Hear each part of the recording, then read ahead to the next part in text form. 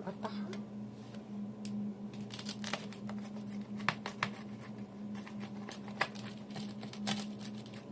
سامعين صوت القرمشه والتوريقه؟ طبعا هي سخنه جدا، بس من تحت متحمره ازاي التوريقه بتاعتها.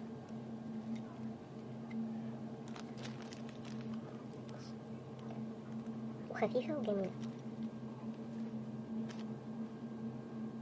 على بركه الله. كيلو دقيق هننخله، ده حوالي نص معلقه ملح، ودول نص لتر ميه. هدوبهم، هحطهم بقى على الدقيق وشغل الخلاط. انا عارفه المعيار، فهو هياخد نص لتر بن. وانا اول مره استخدم الدقيق ده، فالدقيق لسه محتاج ميه تاني. انا عايزه عجينه بتلزق، دي يا دوبك عجينه ماسكه، فانا هزود حوالي نص كوبايه ميه تاني.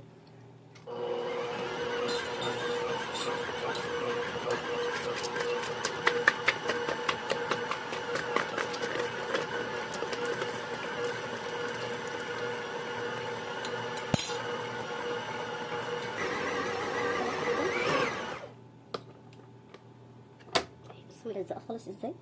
طبق كده جنبي، هبل ايدي زيت وانزل العجينه. بصوا العجينه بتلزق خالص. انا عايزه القوام بتاعها يبقى ملزق كده.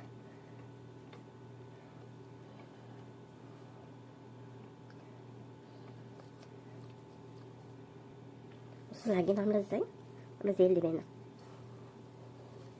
هلم بقى العجين اللي في الجناب ده، مش هسيب حاجه في الجناب خالص. برضو بايدك كده فيها زيت اهي، وهتلمي العجينه كده عشان تلمي معاكي العجينه كلها. وهدهني العجينه زيت.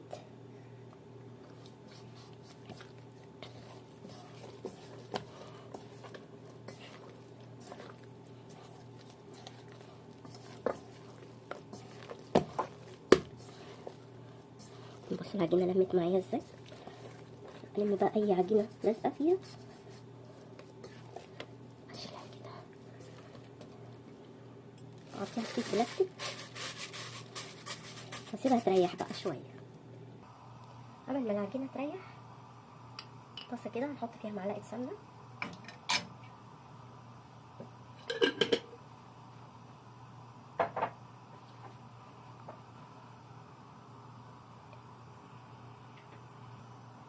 معلقتين زيت، معلقتين كبار دقيق.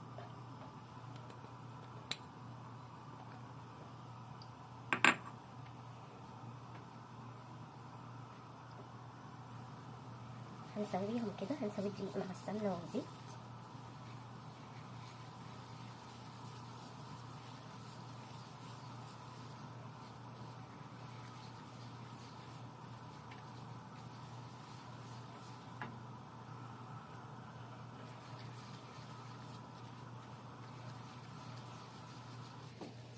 كده خلاص طفينا عليهم. اول ما تشمي ريحه الدقيق كده والسمنه طلعت، هتعرفي ان هو استوى. هنفضيهم في الطبق كده.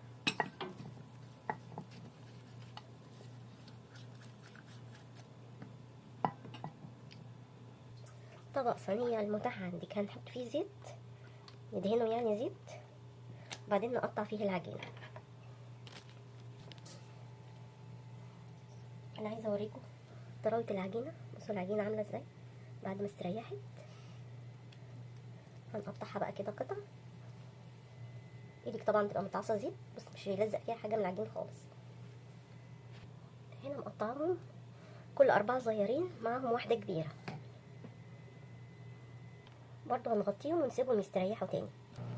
الصاجات بقى هنديها مسحه زيت كده. دي صاجات يا جماعه، مش صواني ألمونيا، صاج مجلفن.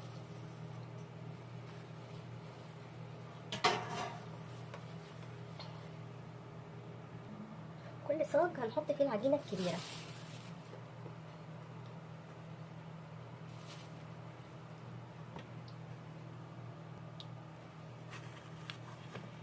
وهنفرد بقى. كل ما ريحتي العجين كل ما كان سهل فرده معاكي.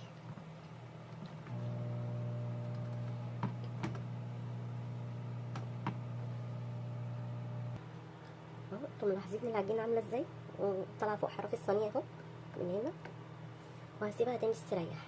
هفرد واحده تاني لغايه ما التانيه تستريح تاني. وانتي بتفردي العجينه لو لقيتيها بتلمي منك مش مشكله، سيبيها تستريح شويه تاني وابدأي افردي تاني فيها هتتفرد. حاولي تاخدي من جوه على بره عشان تخلي العجين في النص رقيق، والحروف ممكن تفرديها تاني بعد كده.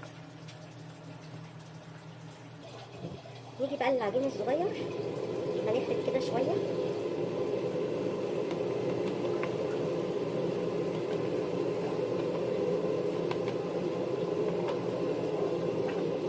وهندهنه بالخليط اللي احنا عملناه.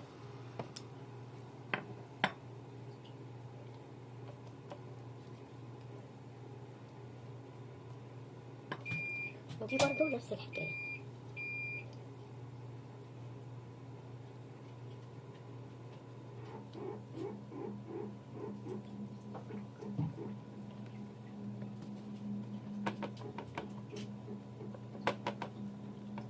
وهكذا باقي العجين. انا خلصت الكميه كلها اهي. هاخد بقى كده هنا الصينيه وهدهنها بالخليط اللي احنا عملناه ده.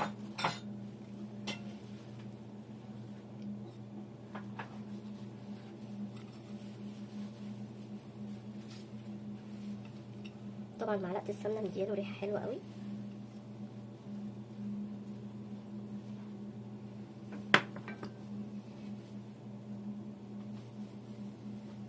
هاخد واحدتين بس من العجين فوق بعض وهفردهم بقى على الصينيه.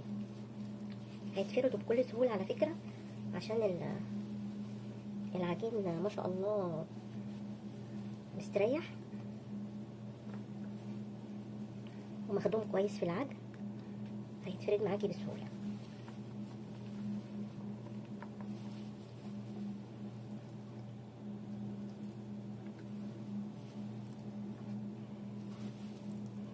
لو مش هتعرفي تفردي في الصينيه على طول ممكن تفرديه على اي حاجه وتقلبيه على الصينيه.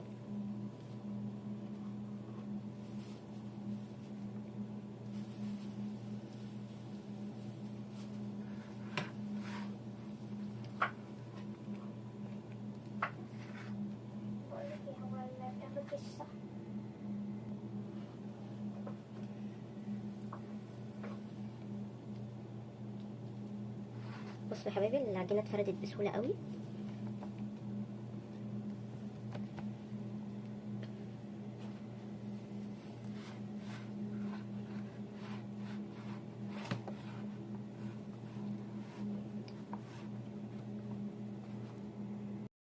هنا فردت الصواني كلها مره واحده. ماشي، لو اتفردت معاكي تاني افردي. هحط الحشوات بقى، فراخ بقى، سجق، لحمه، بسطرمه، تبقى جميله قوي برضو بالسبانخ،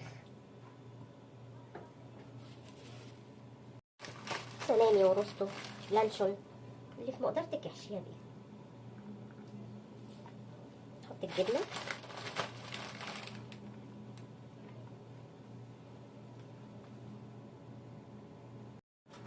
حبه فلفل اخضر، عندك زيتون برضو حطي. انا عندي زيتون هعملها كده وخلاص، اللي موجود تعملي بيه. دول برضو رايقين من العجين. بس وانا بشيل العجين بيتفرد لوحده من غير اي مجهود. برضو هتفردي وتخلي الحتت اللي هي الزياده على الحروف.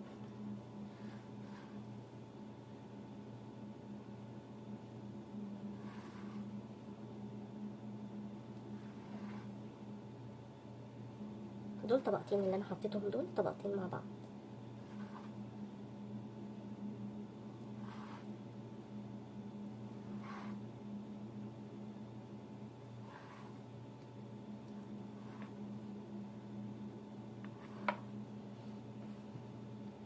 هتاخدي بقى الحرف هتفردي فيه على قد ما تقدري على الفطيره اهي. قفلناها اهي.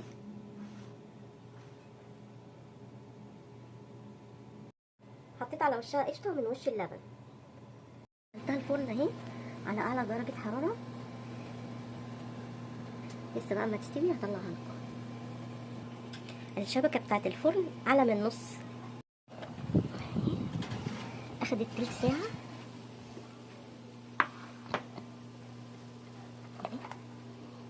شكلها يجنن وريحتها جميلة.